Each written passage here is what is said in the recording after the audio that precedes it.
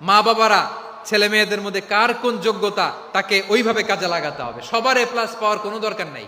আমাদের দেশে একটা টেন্ডেন্সি আছে, পরীক্ষায় এ প্লাস না পাইলে কই তুই কি করলি, পাশের বাড়ির ছেলে এ প্লাস পাইছে, যা ওর পা ধোয়া পানি খা। কি খা? তা আমি ভাবছি যে পা ধোয়া এ প্লাস পাওয়া ছেলেদের পা ধোয়া পানির একটা পানির ব্র্যান্ড বানাইতে হবে, এরকম লেখা থাকবে এ প্লাস পাওয়া ছেলেদের পা ধোয়া পানি।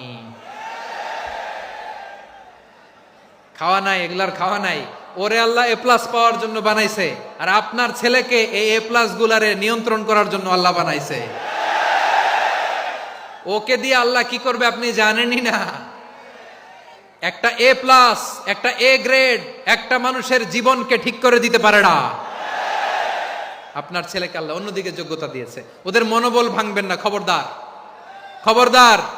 ছেলে মেয়েদের মনোবল ভাঙবেন না। যাকে দিয়ে যেটা হবে তাকে দিয়ে সেটা করতে হবে, তার প্রতিভাকে সেভাবে কাজে লাগাতে হবে। তাহলে বাংলাদেশ আমাদের এই জনসংখ্যা